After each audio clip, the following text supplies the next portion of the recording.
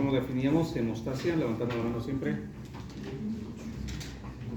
Equilibrio entre la coagulación y la fibrinólisis. Equilibrio entre la coagulación y la fibrinólisis, ¿verdad? Es importante recordar que la sangre se encuentra fluyendo en todos nuestros vasos constantemente, ¿no?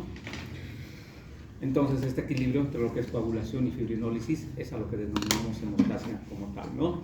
Como concepto debemos entender que cuando estamos haciendo algún tipo de procedimiento como tal, procedimiento quirúrgico obviamente, y evitamos una hemorragia, controlamos una hemorragia mediante ya sea ligaduras, ustedes ya saben hacer nudos mediante ligaduras o ya sea por electrocauterización como tal con el electrobisturí, estamos haciendo hemostasia como tal, ¿no? Pero en nuestro cuerpo obviamente tenemos la alta tendencia a la coagulación, que es la consecuencia exagerada de sus factores activados y los inhibidos de la fibrinólisis como tal, ¿no? ¿Cuántos factores de coagulación existen? Dos. Ok. Entonces podemos decir que es un detenimiento espontáneo de una hemorragia como tal, ¿ok? Que es una respuesta fisiológica del organismo como tal. Obviamente es una función de defensa y va a comprender de tres tiempos como tal: un parental, un plasmático y lo que es un trombodinámico como tal, ¿ok? En lo que es el primer tiempo vamos a tener dos fases: lo que es vasoconstricción en una primera instancia y la formación del tapón plaquetario como tal, ¿no? ¿Qué tipo de... qué son las plaquetas? Las resinas. Son residuos de células como las resinas. Muy bien, son residuos de células como tal. ¿En dónde pueden formarse plaquetas? ¿En dónde? Médula. ¿Dónde más? En los dedos. ¿Dónde más se forman plaquetas? A nivel pulmonar. También. ¿Ok? No son células, no las plaquetas, no son, sino son residuos, como bien lo mencionó su compañero. Cuando hay una pérdida de solución de continuidad, estamos hablando de una herida como tal, existe una vasoconstricción inmediata, obviamente te va a iniciar lo que es el dolor, y hay una agregación plaquetaria inmediata, ¿no? Entonces, bueno, aquí está lo que la pregunta que se les ha hecho. Estas plaquetas poseen una cubierta de glucoproteínas que evitan su adherencia al endotelio sano. ¿Qué quiere decir? Las plaquetas están circulando constantemente en el flujo venoso como tal, en el flujo no solo venoso, sino también en el flujo del sistema vascular como tal, ¿no? Están ahí dando vueltas. No se adhieren, obviamente, justamente a un epitelio sano porque tienen una cubierta de glucoproteínas como tal, ¿no? También tienen fosfolípidos, que son los que van a activar o los que van a dar información para que, una vez que está iniciándose un tapón plaquetario, empiece lo que es la coagulación en ese sitio como tal, ¿no? Entonces tenemos un tapón plaquetario, que es el contacto de las plaquetas, el colágeno y el endotelio lesionado. Se adhieren a las fibras de colágeno, liberan adenosindifosfato y tromboxano 2, ¿no? Así se forma, empieza a formarse lo que es un tapón plaquetario. Para que estas plaquetas se adhieran a las paredes como tal, necesitan de un factor. ¿Qué factor? Levantando la mano, chicos. No. Factor tisular. No.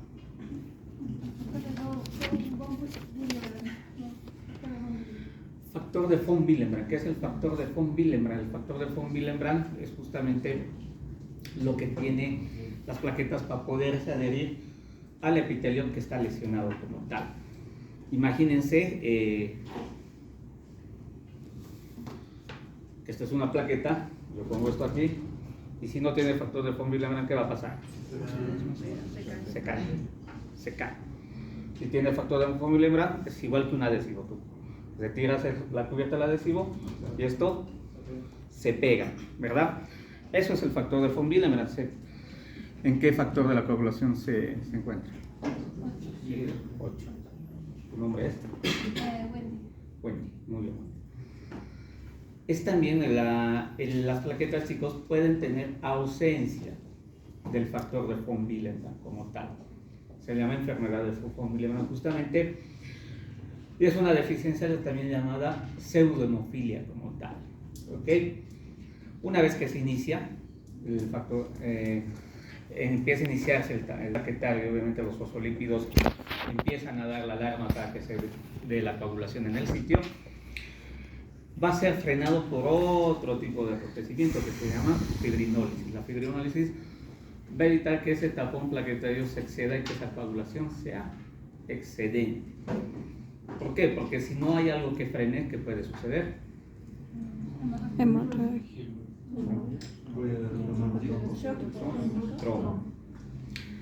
Ese vaso se va a obstruirse, en algún momento ese coágulo se va a desprender y va a ser difícil que la fibrinólisis deshaga un coágulo grande. Eso se denomina trombo como tal. Epitelio vascular, lesión como tal, glóbulos rojos, macrófagos, células de defensa, plaquetas. Las plaquetas van y se empiezan obviamente acá a adherir como tal, una encima de la otra, haciendo todo lo que es un tapón plaquetario, una pared como tal, para evitar que este contenido que esté en este epitelio vaya hacia afuera como tal. Obviamente al inicio tarda, no es inmediato. Si sale contenido acá, ¿qué es lo que va a formarse acá?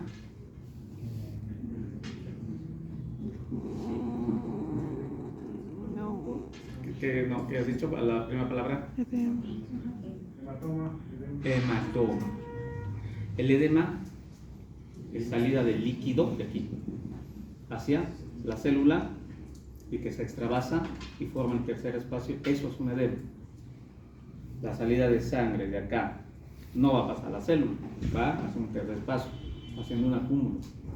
¿Ok? Eso llamamos hematoma. Eso es un hematoma. ¿Listo? Entonces, posteriormente viene el tiempo plasmático como tal, destinado a formar lo que es el coágulo sanguíneo, donde se forma la tromoplastina, la turbina y la fibrina. Este es el derivado más importante que tenemos solamente en la cascada de la coagulación como tal, ¿no? Dentro de 20 a 60 minutos, esto empieza a retraerse hasta confirmar de que esa pared ha sido contenida como tal y evitar una hemorragia como tal, ¿no? Obviamente también hay invasión de fibroplastos que forman tejido conectivo, lo que es del tejido conectivo sacan lo que es el colágeno 2 y el coágulo se disuelve por fibrinólisis posteriormente. Quiere decir que ese tapón plaquetario en algún momento ese epitelio vascular cicatriza, pero el tapón plaquetario se va a empezar a absorber nuevamente y se va a deshacer como tal, ¿no? Así es como se va formando. Entonces ya cuando los fosfolípidos dan la alarma de que obviamente tiene que haber coagulación en el sitio, va a depender de sustancias que induzcan obviamente a la coagulación. Estas sustancias obviamente se llaman procoagulantes, pero también existen las sustancias que inhiben la coagulación, los anticoagulantes naturales como tal, ¿no? En el cuerpo, ¿cuáles son?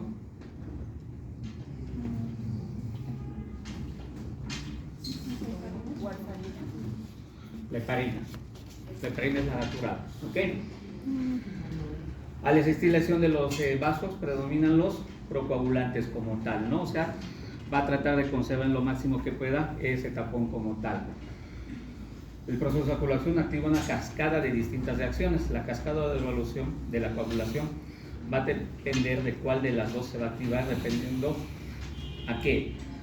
Uno puede ser debido a un tipo de lesión, o sea, a una incisión como tal, a un corte. La otra va a depender a distintos tipos de patologías que producen hemorragias como tal. Ejemplos de patologías que produzcan hemorragias. Un ACV, ¿algo más? Hemofílicos, pacientes hemofílicos. Después, ¿qué más? Que se da mucho hacia la Amazonía peruana, boliviana, brasilera. Que toda esa zona da fiebre amarilla. Eso está relacionado con todo, o sea, sindromáticamente esas son fiebres hemorrágicas como tal, la fiebre amarilla, ¿cuál más? El dengue es una fiebre hemorrágica. ¿Cuál más? Malaria, como tal, ¿no? Te pueden producir hemorragias sin necesidad de algún tipo de lesión. Procesos sépticos, chicos, van a conducir a lo que es un CID. ¿Alguien sabe lo que es un CID? Abogado. ¿Está doliendo el cuello? ¿O quieres despertar? ¿Qué es un CID? ¿No recuerdan lo que es un CID? Se denomina coagulación intravascular diseminada cuando existen procesos sépticos que desencadenan CID por exceso de consumo. ¿Ok? Va a haber la activación del tromboplastinógeno entonces al inicio de la cascada de la coagulación, que se va a convertir en tromboplastina, ¿no? Al final el resultado total es la trombina. Activa la protrombina para convertirse en una enzima, la trombina, que es el resultado total en ambas vías de la cascada. Tenemos la cascada de la coagulación, la vía clásica, la vía intrínseca. Ok. El fibrinógeno se convierte en fibras de fibrina. El fibrinógeno, ¿qué factor es? Factor 1 como tal, muy bien. El fibrinógeno, ¿por qué es importante? Porque el fibrinógeno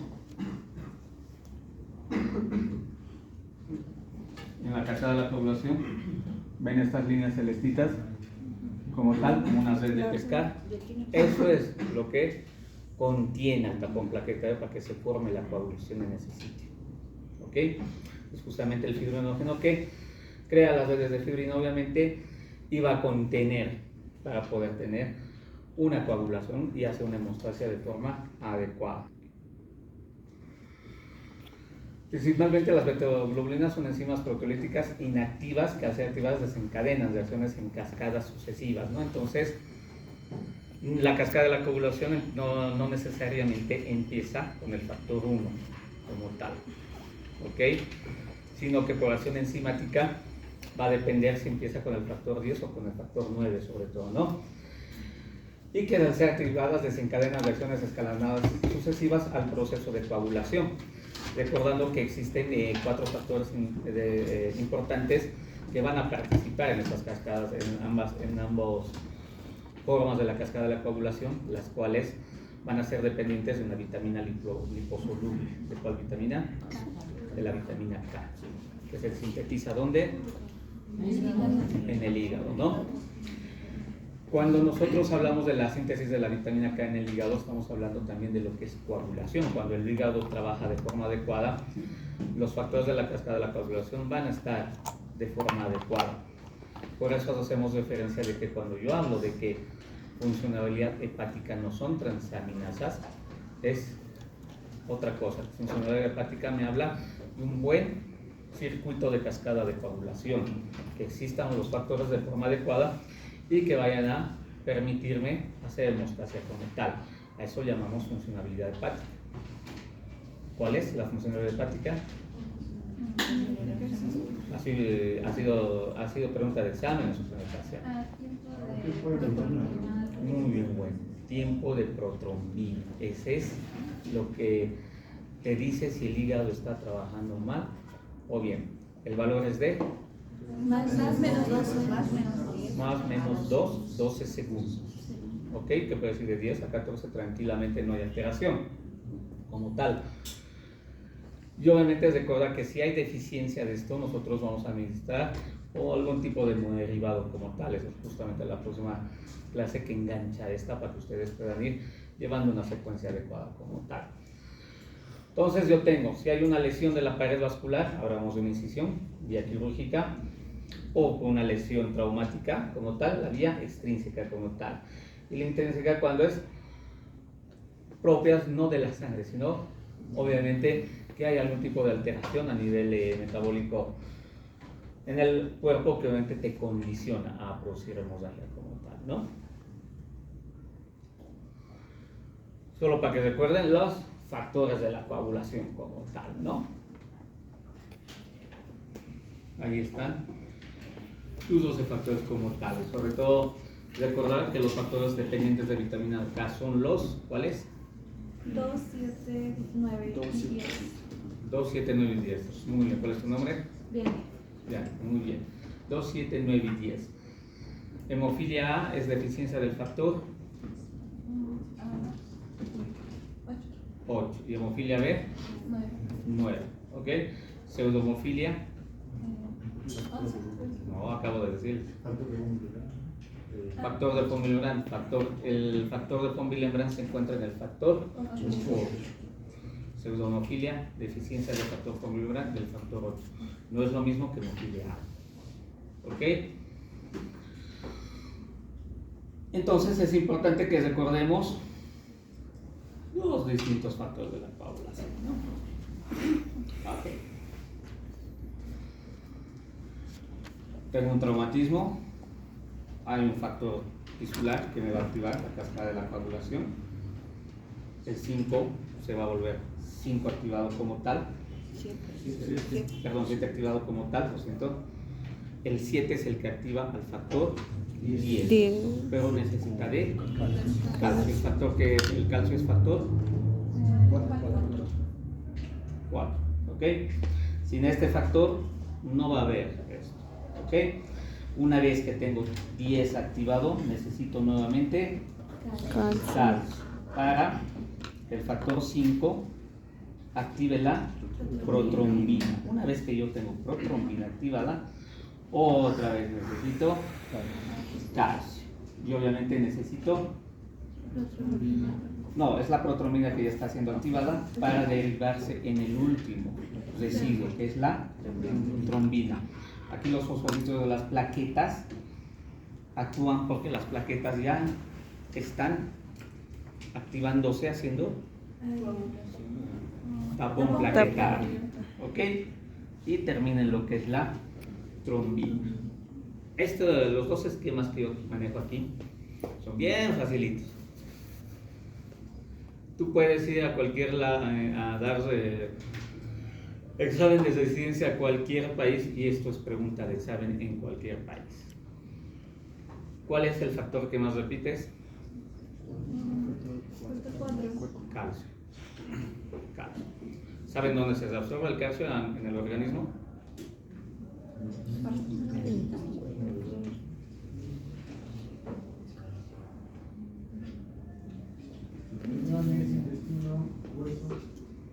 No, eso es reservorio, hueso. El hueso es el principal reservorio. ¿Ok? A nivel plasmático hay calcio y a nivel iónico también tenemos en otro sitio, que es bien pequeñito, pero ahí es donde se comanda el calcio que va a derivarse a todas las acciones como tal. La absorción quiere decir que cuando tú introduces calcio a tu organismo, o sea, que cuando tú ingieres alimentos que contengan calcio, ¿a qué nivel o en dónde empieza a absorberse ese calcio? Intestino delgado, ¿dónde? El intestino delgado tengo duodeno, yeyuno y ilio. No, duodeno. El duodeno es el principal sitio de absorción de calcio como tal. El duodeno, topográficamente, ¿dónde lo tenemos? ¿En epigastrio, meso o hipogastrio? ¿Seguro? Epigastrio. Es epigastrio. Está bien arriba. Se encuentra por debajo de lo que es el colon transverso, a continuación de lo que es el estómago, por supuesto, ¿no?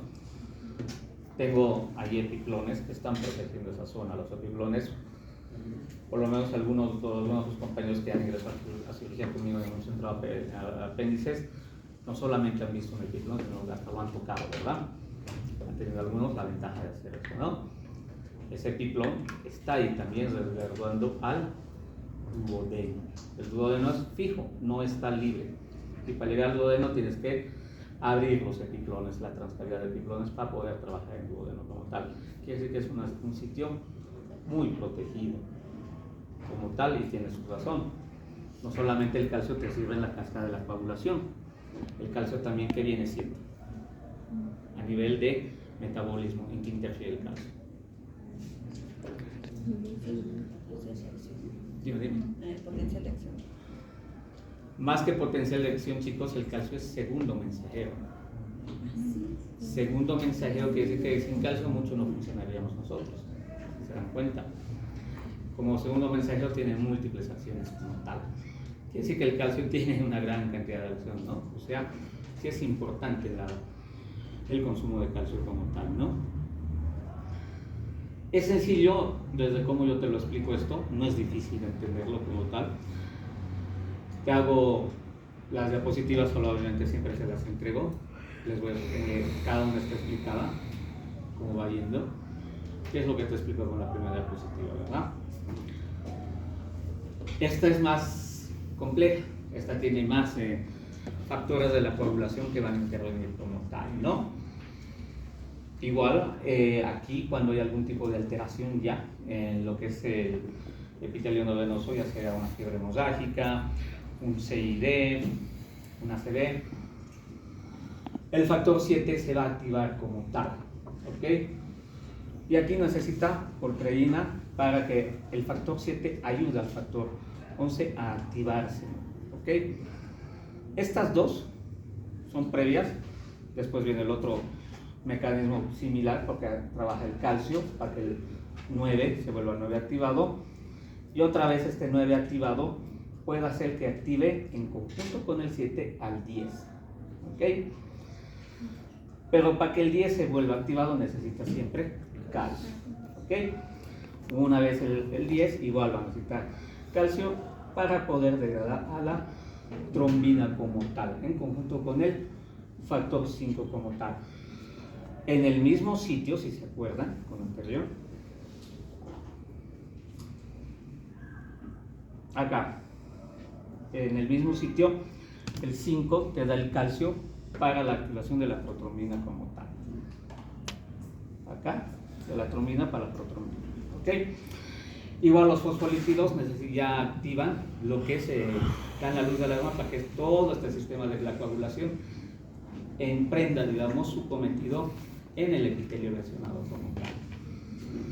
Igual necesita calcio para la trombina, degradar la trombina y producir coagulación como tal, ¿no? Pero el fibrinógeno se va a degradar, el factor 1 va a causar fibrinólisis y la fibrinólisis va a tratar de contener a esta trombina. ¿Por qué? Les he dicho al inicio. Para evitar la formación de mayor coágulo. La misma cascada de la coagulación se autocontrola. O sea, es un circuito cerrado de autocontrol como tal. Si se dan cuenta, en ambos necesito factor 7, 9 y 10 como tal, dependientes de no, Vitamina K. potasio te voy a dar. Vitamina K. La K no es potasio, es vitamina K. Pero está bien porque estás pensando, estás usando tu cabeza, eso es bueno, estás atendiendo. Es un error que puede darse, te das cuenta, has visto, has dicho, y has pensado que es potasio, no, es vitamina K, una vitamina liposoluble como tal. ¿Cuáles son las hidrosolubles? ¿Cuáles son las liposolubles? No te duermes.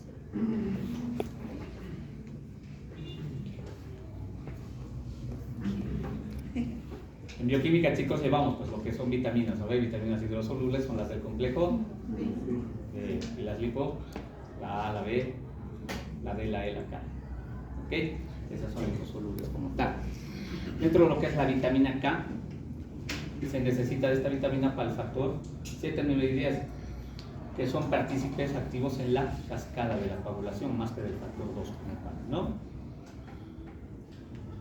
Por eso cuando los tiempos de coagulación están prolongados, se puede indicar administrar vitamina K, ¿ok?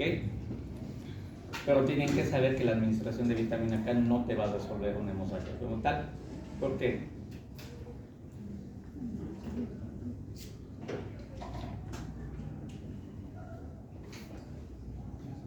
En fisiología les pasa.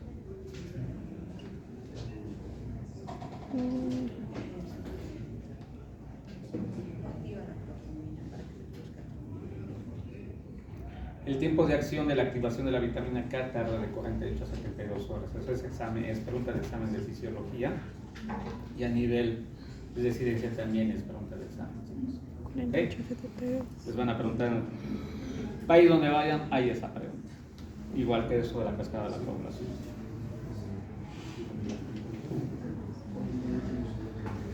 ...48 a 72 horas como tal, ¿no? Entonces la protrombina con el activador de protrombina, tromboplastina más calcio, cuando intervienen las plaquetas uniéndose a la protrombina, van a ser sintetizadas en el hígado con la intervención justamente de la vitamina K, ¿no? Y la administración de esta vitamina te ayuda a hacer hemostasia como tal, pero su acción no es inmediata, es tardía de 48 a 72 horas. ¿Ok?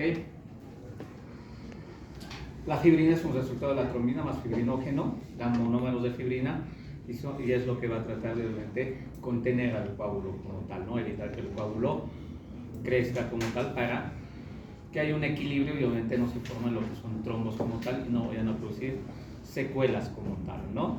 Secuelas de trombos.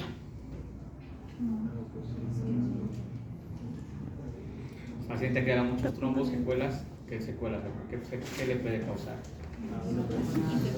¿Una qué? ¿Una qué? Ya, pero una parálisis ¿por qué? Una embolia cerebral. También puede haber un trombolismo pulmonar.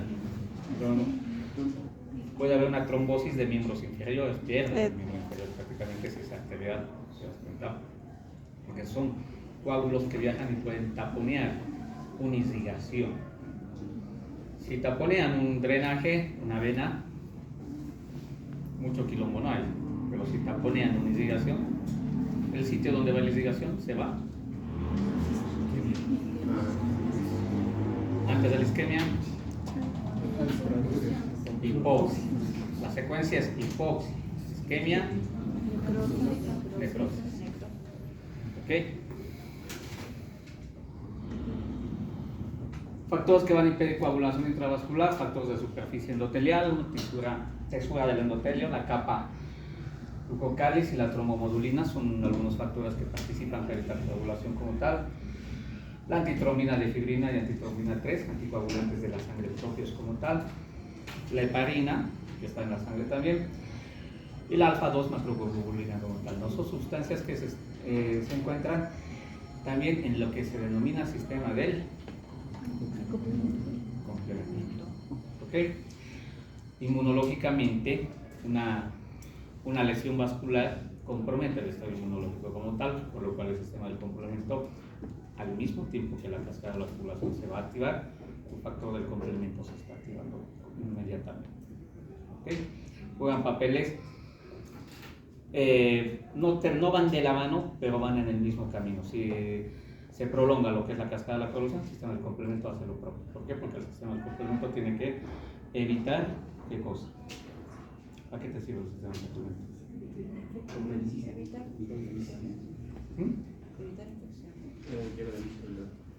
Lisis como tal e infecciones como tal, ¿no? Cuando hay tendencia a hemorragia, cuando hay deficiencia de vitamina K, ya sabemos que es liposulen, es indispensable para lo que es la protrombina, deficiencia de factor 8, o sea, hemofilia A, deficiencia de factor 9, hemofilia B, trombocitopenia, ¿qué es trombocitopenia? ¿Qué le llamamos trombocitopenia?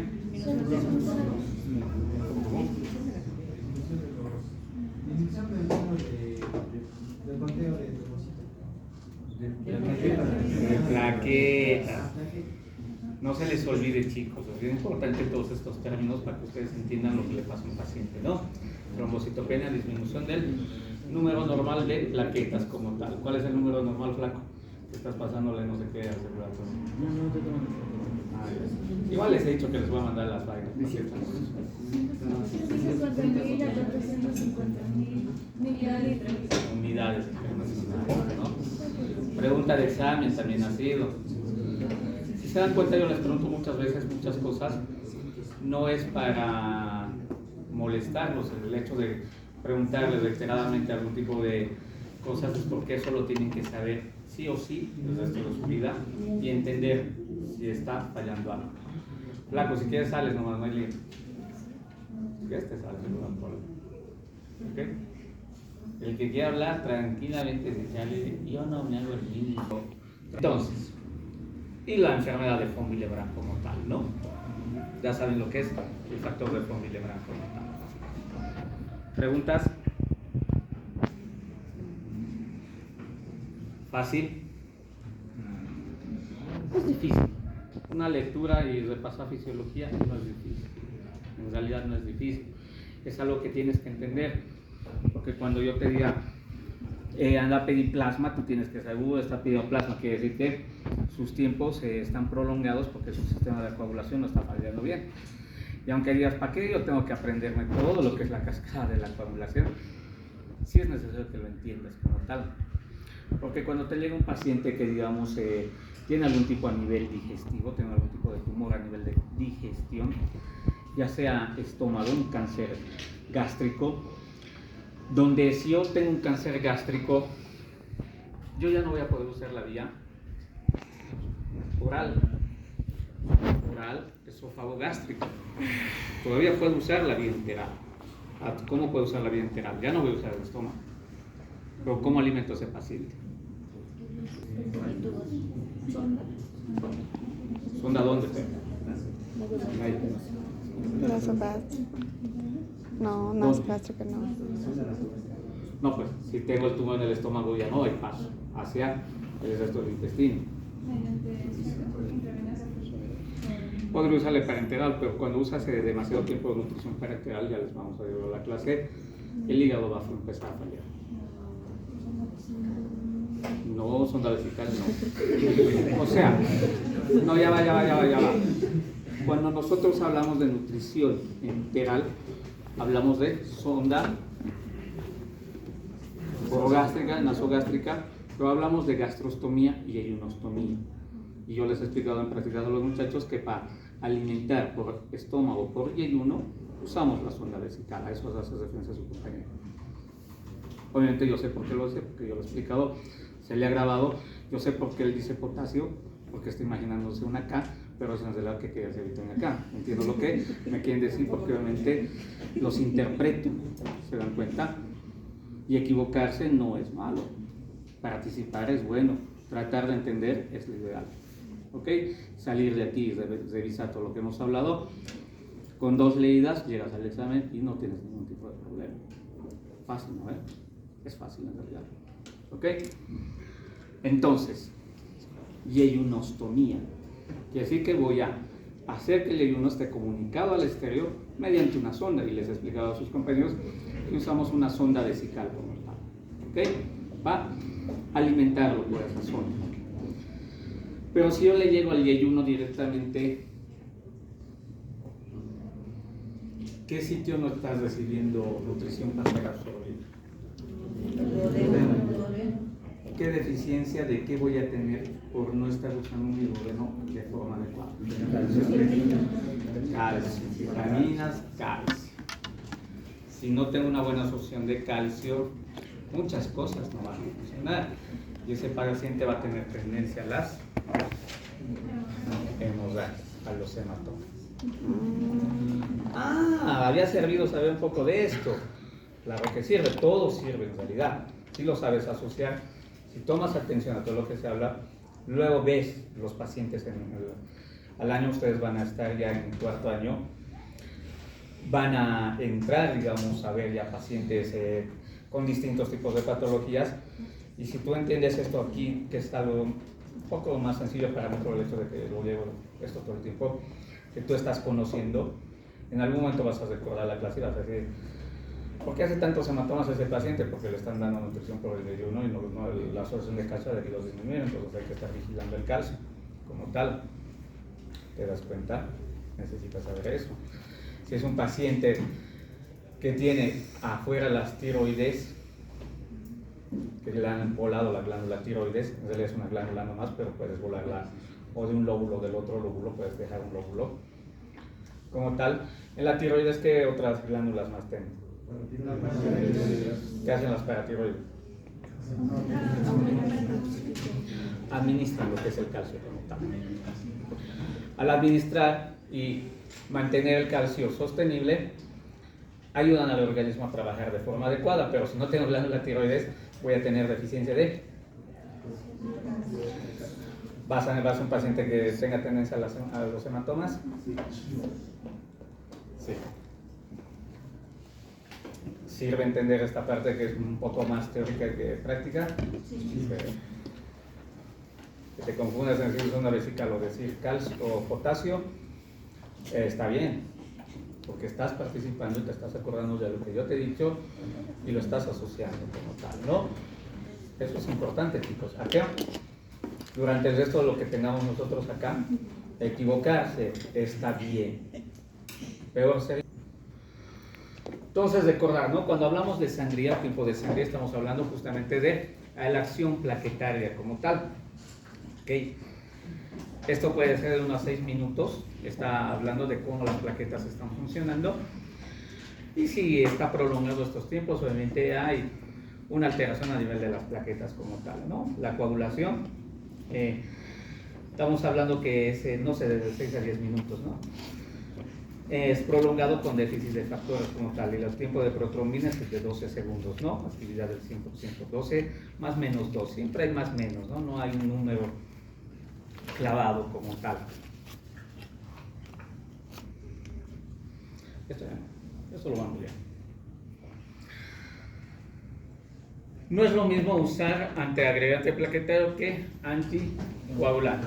Hay pacientes que van a tener todo lo contrario, no tendencia a ser hematomas, sino tener tendencia a ser coágulos. Los pacientes que tienen ACV, por ejemplo, su tratamiento de por vida es usar anticoagulantes como tal, que puede ser heparina o warfarina como tal, ¿no? Tienen que estar sometidos a este tipo de tratamiento. O pacientes que hayan tenido alteraciones a nivel hepática, falla hepática, y no esté funcionando bien la cascada de la coagulación, entonces necesitas estar controlando que no haya tendencia a la coagulación como tal, ¿no? Estos pacientes obviamente requieren de anticoagulantes como tal. Los pacientes que hacen un IM, ¿qué es un IM? IM, ¿qué les suena un IM? No es trabajo. Insuficiencia cardíaca. Dilo fuerte. Infarto de miocardio. Muy bien, infarto de miocardio. El infarto de miocardio, chicos, entonces hay una alteración a nivel de ¿quiénes diga el corazón? Es una alteración a nivel de coronarios donde un sitio del miocardio no va a tener irrigación, por ende va a ser hipoxia, isquemia, y se denomina IM como tal, ¿no? Va a haber una falla y inmediatamente el paciente se desvanece, ¿no? Entonces parte del tratamiento del IM también son uso de anticoagulantes como tal. Pero el uso prolongado de anticoagulantes también te puede producir el otro efecto, que tengas hemorragias. Y en la vida práctica sirve saber que si yo uso heparina para neutralizar o contrarrestar el uso de heparina, sulfato de protramina. Eso es lo que vamos a usar como revertor, como tal. En el caso de la warfarina, plasma fresco congelado. Esto como medicación, y esto un hemodiderivado que se extrae al tomarle sangre a la donación de sangre de cualquier. Ayer me han dicho que les diga que vayan a donar sangre, que los induzca a que donen sangre. Sí. Yo les he dicho, yo no voy a poner ni un punto por alguien que done sangre, porque eso es algo altruista que alguien quiera hacerlo como tal, ¿no? ¿Qué dices?